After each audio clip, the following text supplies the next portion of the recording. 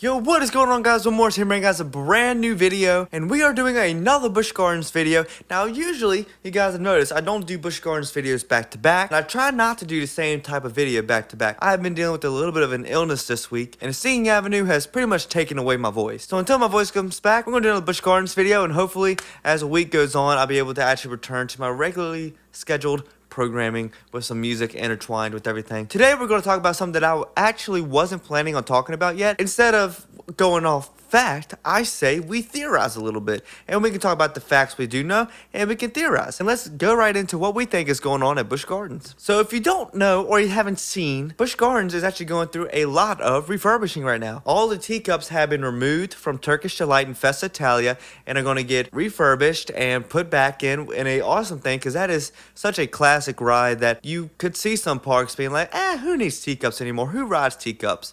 We can put something else there, like a flyer or a drop tower or something there. But no, they're just going to refurbish them. And here's a picture. Someone saw the teacups ratchet strapped onto the back of a trailer going down 64, which is absolutely hilarious. So yeah, so that's awesome as a small thing that they are doing.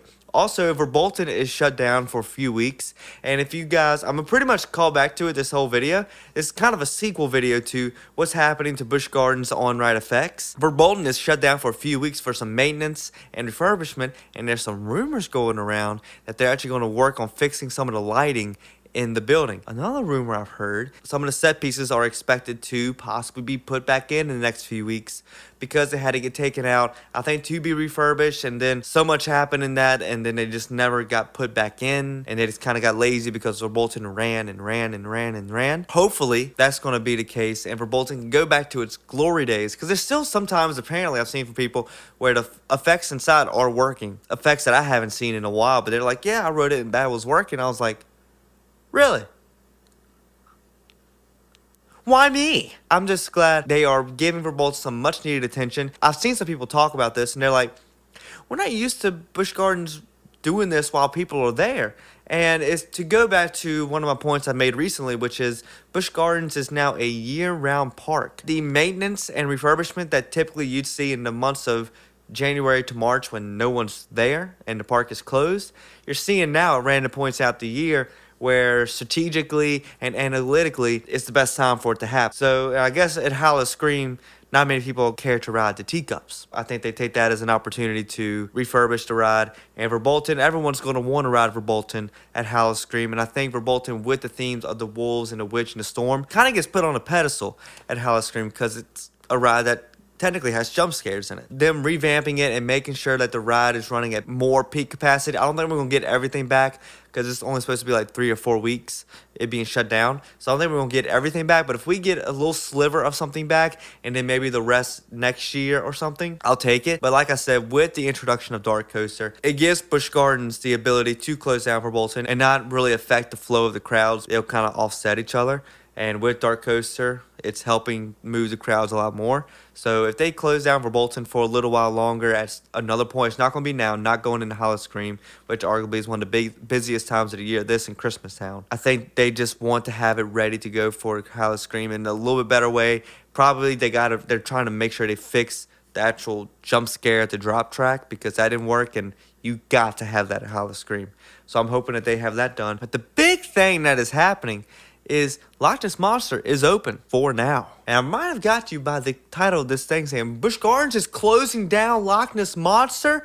Oh no! Well, they're not. Not forever, that is. Next year, or sooner, but probably next year. Probably after Howl-O-Scream, I'd say. Loch Ness Monster is getting shut down for a massive renovation. And this was the thing I didn't really want to talk about until we had more information. Going off of the on-ride effects video that I made a while back, I think it would be more fun if we put our little tinfoil hats on and think about what is happening. So all we know is that they're going to replace pieces of the track and they're going to upgrade some effects on the ride. And we've seen the track. There's been pictures of the track literally being transported. But I've heard if you're on Griffin and before the drop, you can look over, and in the parking lot, you can see parts of Loch Ness's new track. And the cool thing about the new track is, with this, they could build it a slightly more modern, slightly more in today's style of manufacturing a roller coaster. But what is actually so awesome that Busch Gardens is going to be welding the pieces together just like it was originally in 1978, which is so freaking awesome that they're still staying true to the actual structure of the ride and that they want to keep the integrity as much as they can. And I think that's so awesome. It means so much that the park president this week said that of all the things at Busch Gardens that are pinnacle to the park and are essential to the park, there are 3 things that I noticed that he said are absolutely must to keep in the park, and that's Loch Ness Monster, the skyline, the railroad, which is awesome. I love those 3. I'd argue a few more things. I would love to have heard him say the log flume. I know it's a smaller ride. Love to hear him say that because that was pretty much like an opening day attraction. So I'd love to hear him say that the log flume is here forever. And considering the refurbishment they did just a couple years ago, I think that's for certain. And I think because of that refurbishment, he felt like he didn't need to say it. I am so happy that they are committed to Loch Ness Monster because they could tear it down. And then probably some people said they should and build another coaster just because of its old manufacturing. But it just means so much to me as a fan of the park, and I'm sure it does a lot of you who are fans, that they are so invested in keeping Loch Ness Monster going, how they are invested in that they made sure that the skyline was fixed and was able to run more and more after the pandemic, and the fact that they have redone all the signs on the bridge down from Scotland to Germany. The park is really going in on refurbishing and making sure that the old things that are falling apart or becoming a little decrepit are really put back on a pedestal, and really making sure that the public appreciates it and that generations on get to experience these things that have been essential to the park since its first years. And that's so awesome to me because I always thought about I'd hate to see the day that I take my kids there and Loch Ness Monster wasn't there, or the skyline, these essential things that are integral with the history of the park. And I'm glad that Busch Gardens is really reinvesting in the park and not always trying to add new stuff, which has felt like what they've been trying to do for the past decade. So to see them switch up and be like, no, we're going to take some time and really just reinvest in what we already have, it means so much. A lot of the stuff that the park president said this week was absolutely awesome. I might make a video going over that. We'll see if my voice comes back or not, because if not, we might just keep doing these Busch Gardens videos because I enjoy making these videos, and I'm excited to see any other refurbishments that they are planning to do, because like they said, they redid, not necessarily redid, but they refurbished the flying machine before it reopened, and they refurbished so many things. But unfortunately, we did have to see a couple things go, like Da Vinci's Cradle, and it was so sad. We had to see Mock Tower go. So sad. So sad. You can see the tears in my eyes. I'm trying to find them.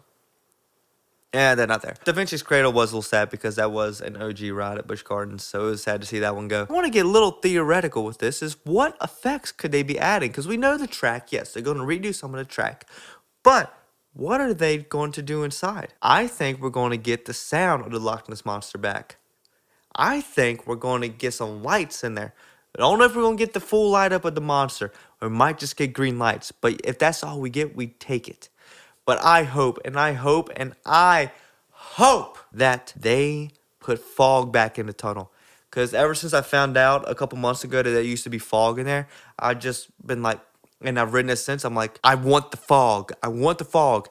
And Busch Gardens, like I said in another video, they had a whole thing with the fog. There's fog in Dark Coaster.